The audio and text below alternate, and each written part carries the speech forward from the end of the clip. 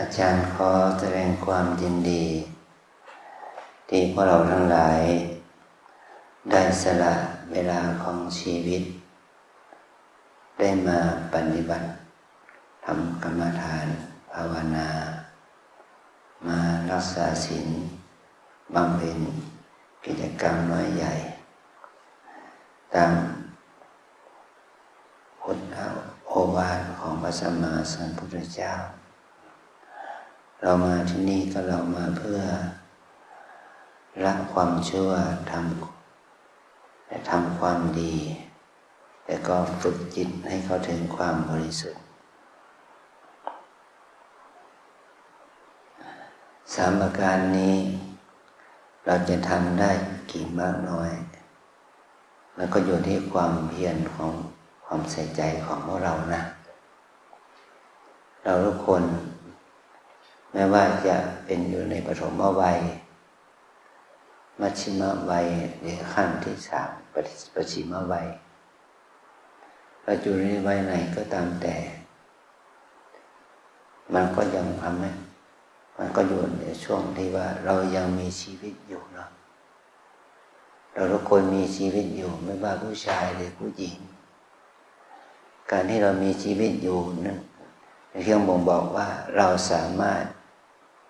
ทำความดีได้เราสามารถบำเพ็ญบารมีธรรมได้เราสามารถฝึกฝนอบรมจิตใจเราได้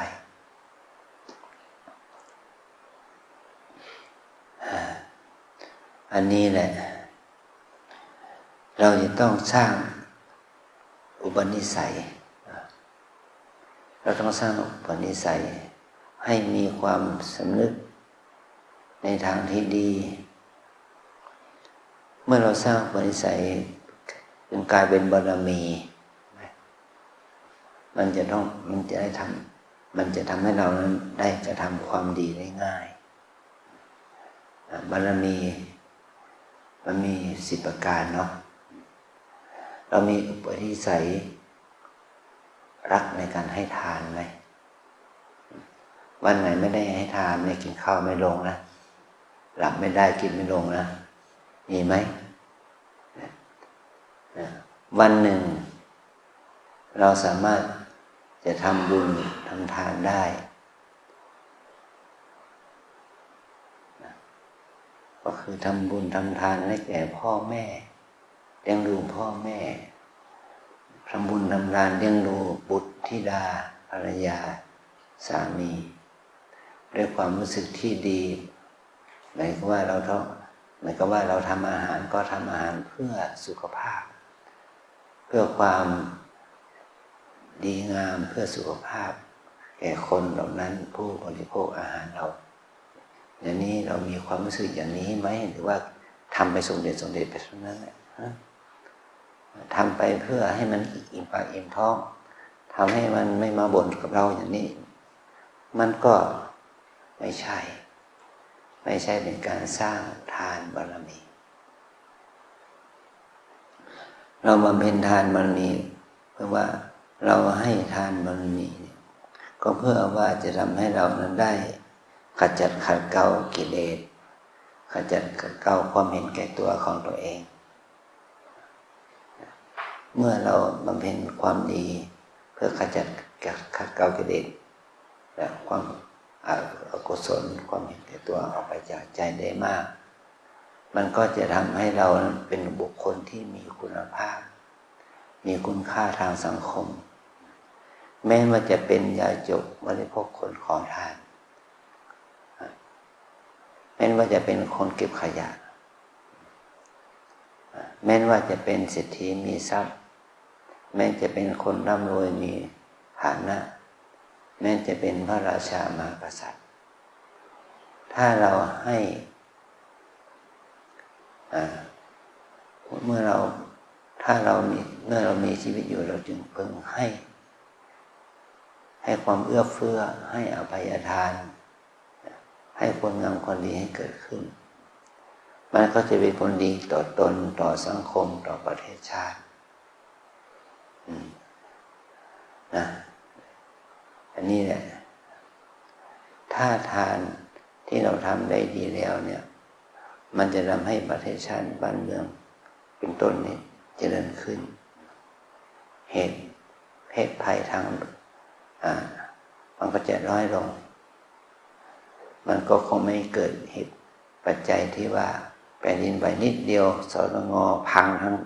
ต้องตึกเนี่ยอันนี้มันไม่ให้ทานนะมันไม่ให้ทาน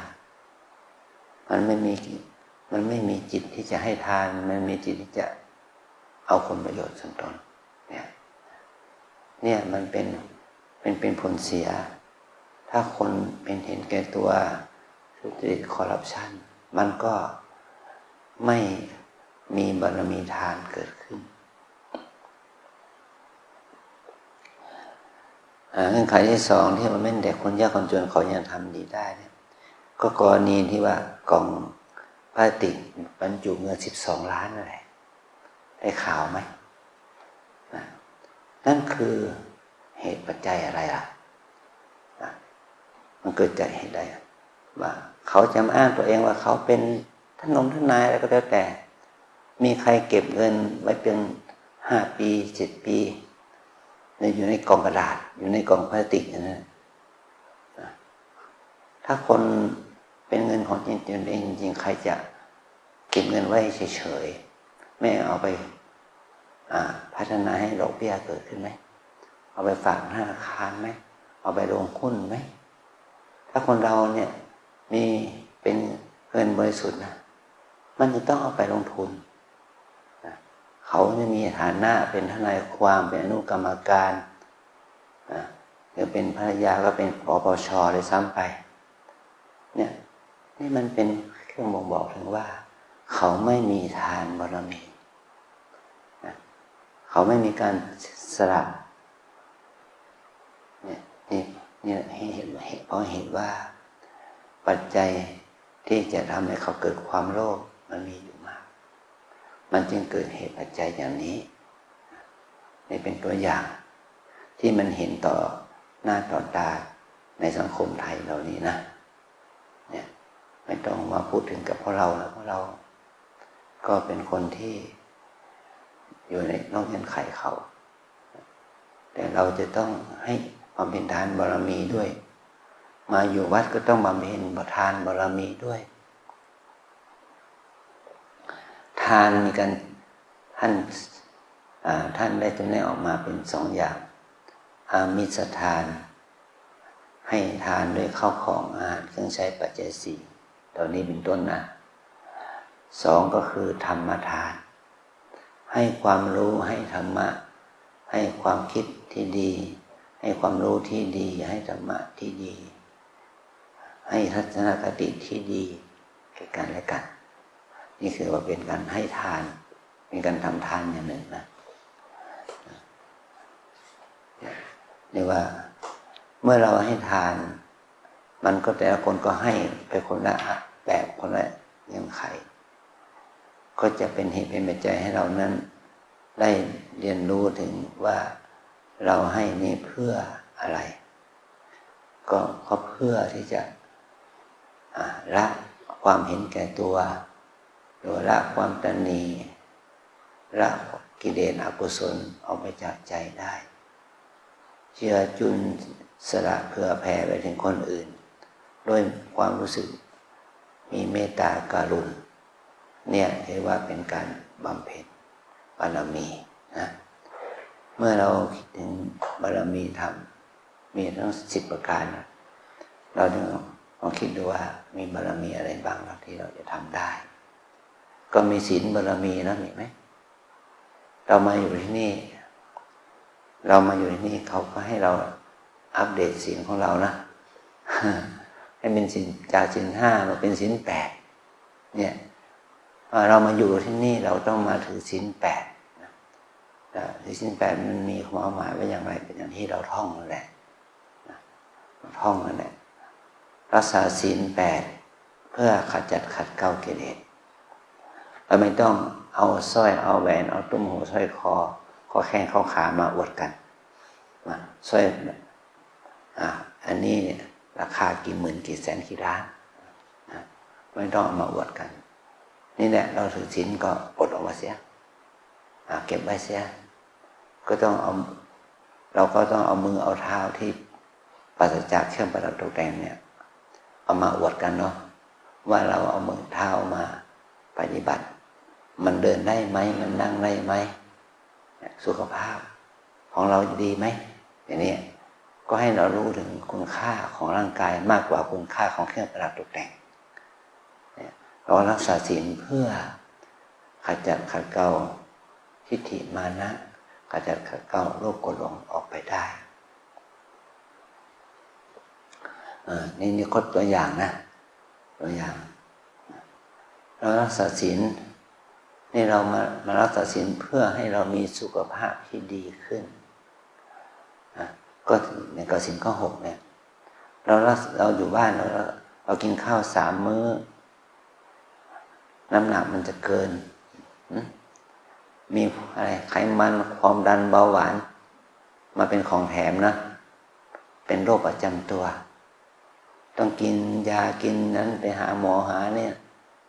ถ้าเรามาอยู่ที่นี่เราลดอาหารนะลดอาหารเย็น1 มื้อเนี่ยมันจะช่วยทำให้สุขภาพเราดีขึ้นน้ำหนักไม่เกิน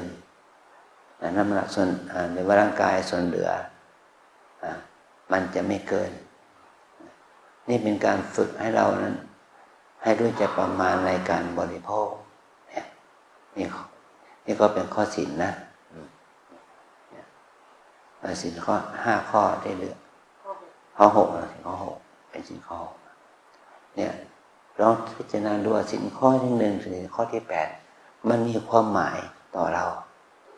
ให้เรารักษาศีลด้วยความศรัทธาไม่ใช่รักษาศีลด้วยความอึดอัดถ้าเรารักษาศีลด้วยความอึดอัดก็ทำให้เรามาปฏิบัติธรรมด้วยความทุกข์นะถ้าเรารักษาศีลด้วยความศรัทธามันก็มารักษาศีลด้วยความสบายสบายกายสบายใจเนี่ยนะนี่ขอยกตัวอย่างแค่นี้อันที่ 3ก็คือเรามาที่นี่เรามาเจริญภาวนาแปลว่าทำให้เจริญขึ้นทำให้สติมันมากขึ้นทำให้สมาธิมันมากขึ้นทำให้ปัญญามันมากขึ้นอาจารย์ขอเปรียบเทียบนะยกตัวอย่าง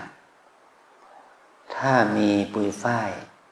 ปุยสำลีอยู่ที่กองหนึ่งมันก็เป็นแค่กองสำลีปุยฝ้ายนั่นแหละเอามาใช้ประโยชน์เหมือนกับว่าเอามาซับแอลกอฮอล์มาซับแผลได้อยู่ใช่ไหมมันประโยชน์ไหมแต่ถ้าเราเอาปุยฝ้ายนั้นมาฟั่นมันเป็นเส้นได้ขึ้นมาแล้วเอาเส้นได้มาทอมันก็เป็นผืนผ้าขึ้นมาผืนผ้าที่ทอกว้างทอมากพอเอามาตัดเย็บเป็นเสื้อเป็นผ้าถุงเป็นกางเกงเป็นจีวรสบงมาตัดเป็นเสื้อผ้าอาภรณ์ของใช้แล้วก็ฝีมือในการตัดอย่างนี้นะทำให้มันดีขึ้นเราจะต้องทำให้มันดีขึ้นติดยี่ห้อไว้เอาไปขายในราคาเท่าไหร่ชุดนี้ราคาเป็นหมื่นเป็นพันเป็นร้อยเป็น10ตามคุณภาพใช่ไหมแต่เราทั้งหลายเนี่ยก็ให้รู้ว่าอันนี้แหละพื้นฐานมันก็คือมาจากปุยฝ้ายถ้าเอาปุยฝ้ายมาขายเขาก็ซื้อในราคาที่สำลีใช่ไหมเป็นแก็บสำลีนะราคาสำลีแต่ถ้าเขาเอามาปั่นเป็นเส้นได้ก็มาขายเป็นเส้นได้ปั่นเป็นผืนทอเป็นผืนผ้าก็มาเอามาขายเป็นผ้าผืนผ้าหลากี่หมากี่เม็ดถ้าเขาเอามาเย็บมาย้อมมาเป็นเสื้อผ้าอาภรณ์มันก็มีมูลค่าสูงขึ้นในมูลค่าที่เราได้ทำกิจกรรมมาใหญ่นั่นแหละอันนี้เปลี่ยนเป็นกับพวกเราเนี่ยเพราะเรามีมือเพราะเรามีเท้าเพราะเรามีหูมีตาเพราะเรามีอวัยวะแขนขา ตับไตหัวใจปอดมีอวัยวะน้อยใหญ่ที่เราเรียกว่าอาการ32ทุกคนมีไหมไม่ขาดนะไม่ขาดมันพิการเนาะมีพร้อมถ้าเรามีอย่างนี้เราอาศัยข้าวปลาอาหารอยู่บ้านไปเป็นวัน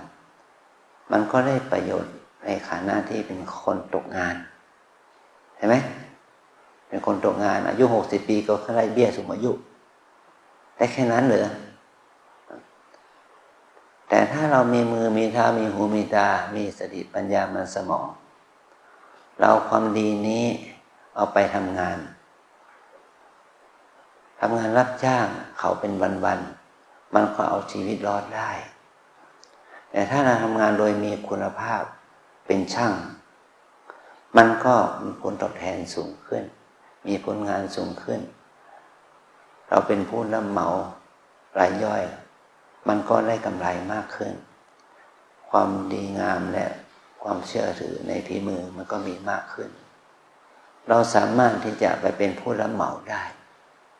เราจะสามารถเป็นผู้รับเหมาก่อสร้างอะไรอย่างนี้ได้อันนี้แหละถือว่าเราได้พัฒนาคุณภาพชีวิตของเราให้ดีขึ้นเมื่อเราพัฒนาคุณภาพชีวิตของเราให้ดีขึ้นเราก็เลี้ยงครอบครัวได้เลี้ยงลูกได้เลี้ยงคนในครอบครัวได้เลี้ยงพ่อเลี้ยงแม่ได้เลี้ยงสังคมได้ได้ช่วยจ่ายภาษีบำรุงท้องที่ได้เนี่ยแต่เขาก็มีเครดิตของเราก็ทำงานเพื่อสังคมได้อันนี้แหละเป็นผล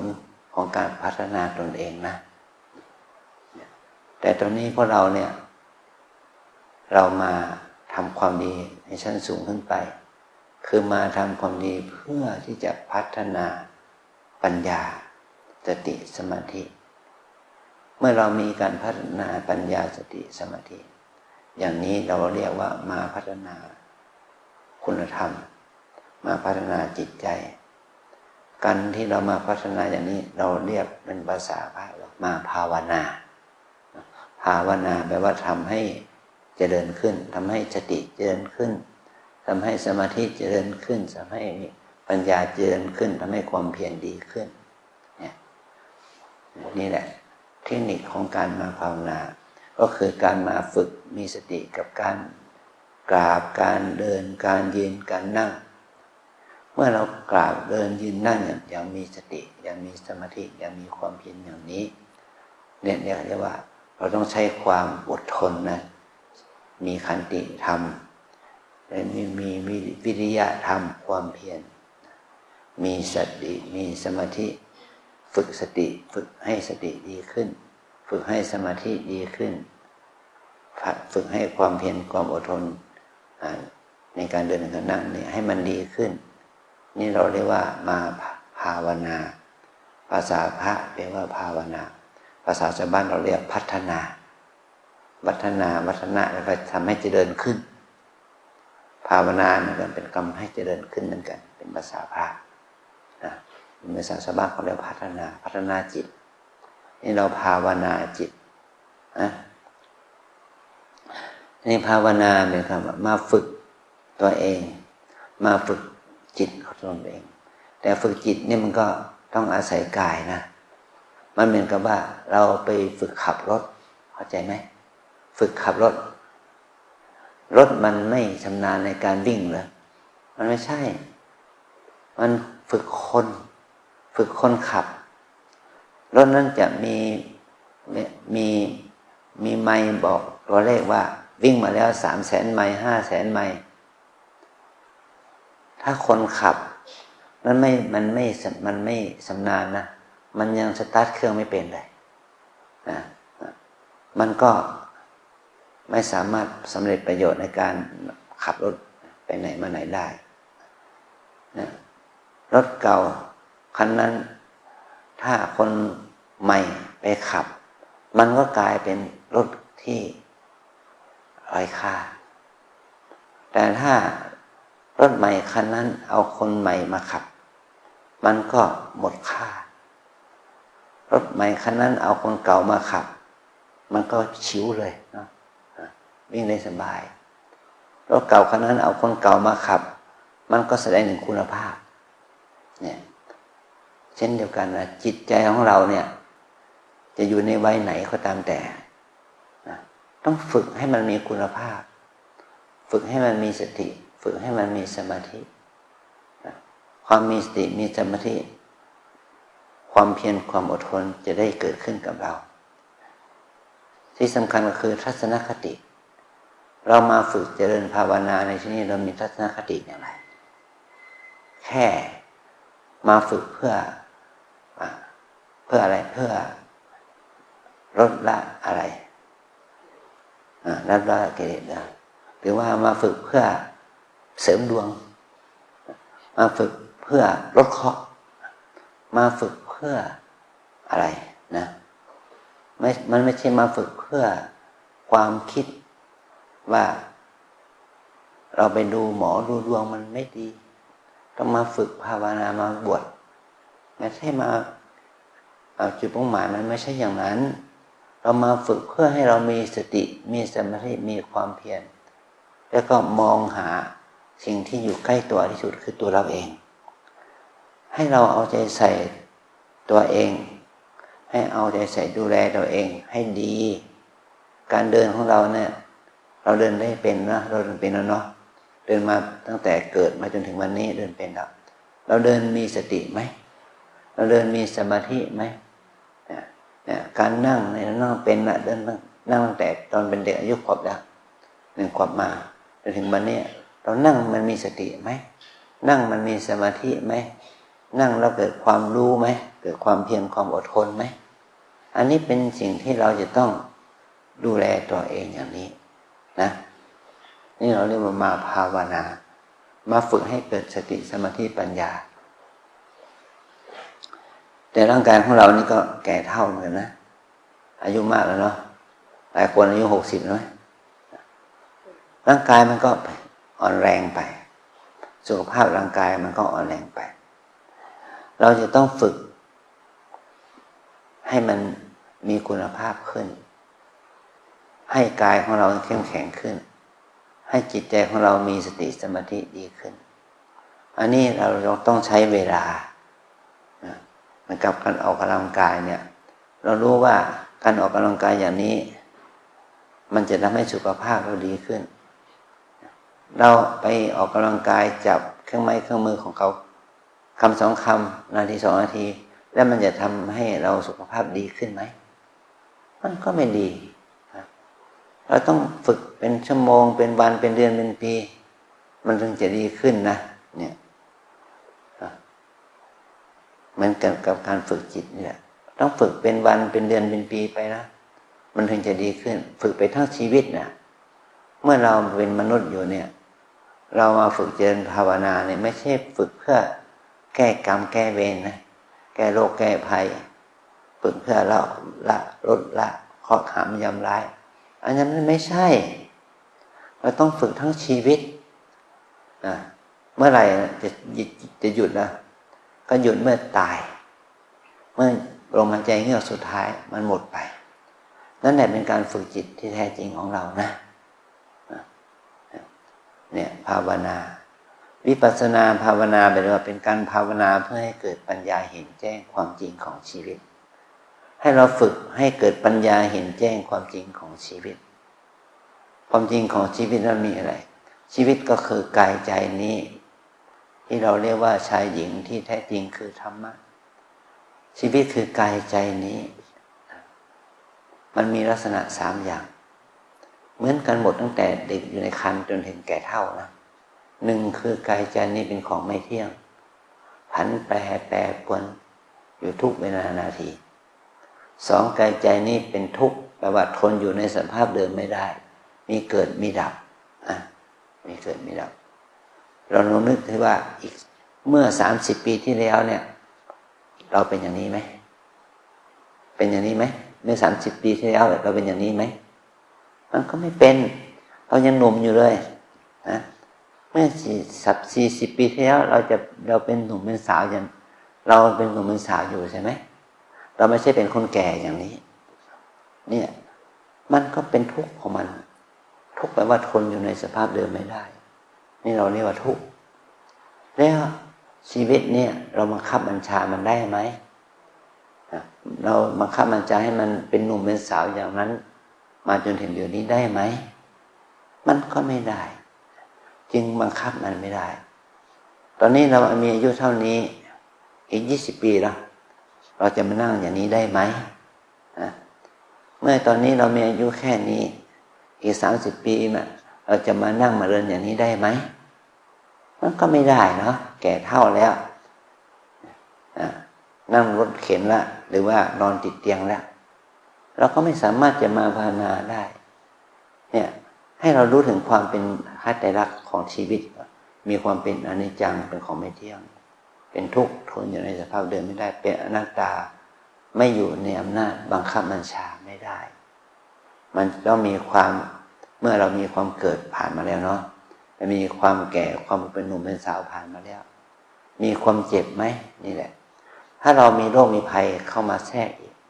มันจะบั่นทอนสุขภาพดีๆของเราให้ลดลงไปสุดท้ายเราก็ตายใช่ไหมสุดท้ายก็ต้องตาย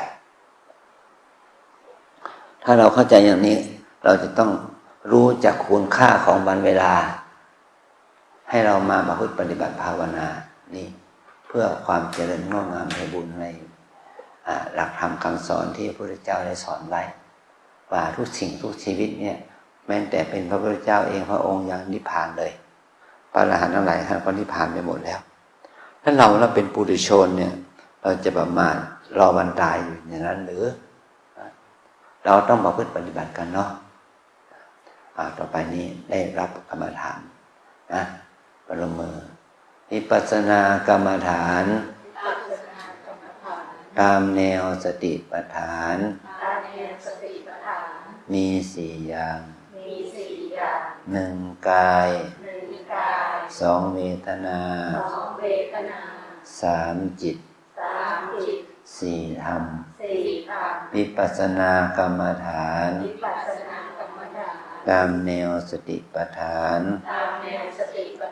มี4 อย่าง1 กาย2 เวทนา3 จิต4 ธรรม1 กาย2 เวทนา3 จิต4 ธรรมกายเวทนาจิตธรรมกายเวทนาจิตธรรมเราต้องฝึกสติฝึกให้สติเกิดขึ้นสมาธิเกิดขึ้นความเพียรเกิดขึ้นในกายตั้งแต่การกราบการเดินการยืนการนั่งการดูอาการพองยุบเหล่านี้เป็นต้นนะให้เรามีสติอยู่กับกาย2กันมีสติอยู่กับเวทนา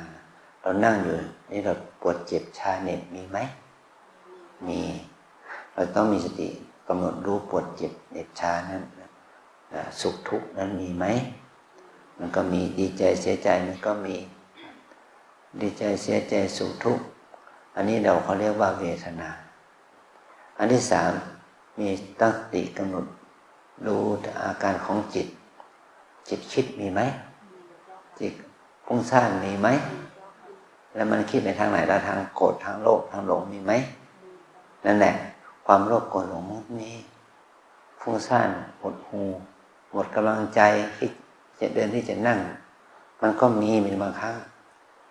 แต่เราต้องแต่เราจะต้องสำนึกเตือนตัวเองไว้ว่าเราฝึกเราไม่ได้มาทำที่ในสิ่งที่เราทำได้แล้วเป็นแล้วเรามาฝึกเพื่อให้มันดีขึ้นนะต้องอดทนอดกลั้นอันที่4ทำหมายถึงว่าเราทุกคนมีตาหูจมูกลิ้นกายใจเนี่ยมันจะเป็นที่ตั้งของกิเลสเป็นที่ตั้งของทุกข์นานาประการเราเอาตาหูจมูกลิ้นกายใจจากบ้านมาหมดไหมเอามาครบไหมเอามาครบนะ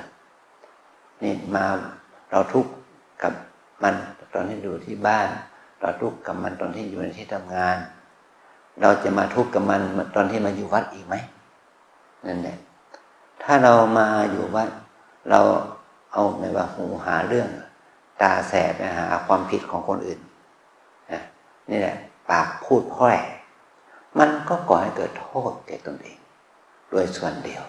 นะเราจงใช้ตาหูจมูกลิ้นกายใจดังเหล่านี้ใช้ไปในทางที่เป็นบุญเพื่อให้เกิดกุศลธรรมเกิดขึ้นเห็นก็กำลังว่าเห็นเนาะได้ยินเสียงก็ได้ยินเนาะเสียกินเนาะรสเนาะสัมผัสเนาะปากพูดวาจาไม่ดีก็งดพูดเสียอันนี้แหละเป็นเหตุให้เกิดกุศลเกิดบุญนะขอให้เราทั้งหลายได้รู้ถึงคุณค่าที่มันอยู่กับตัวเรานี่แหละนะเกิดกายใจเนี่ยว่าสิ่งเหล่านี้มันไม่รอเรานะเนี่ยวันที่14ผ่านไปแล้วนะวันนี้15แล้ว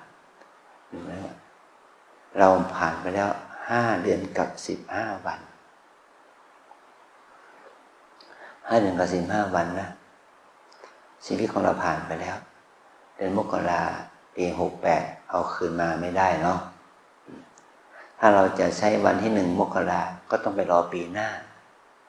นะปีนี้ใช้ไม่ได้แล้ว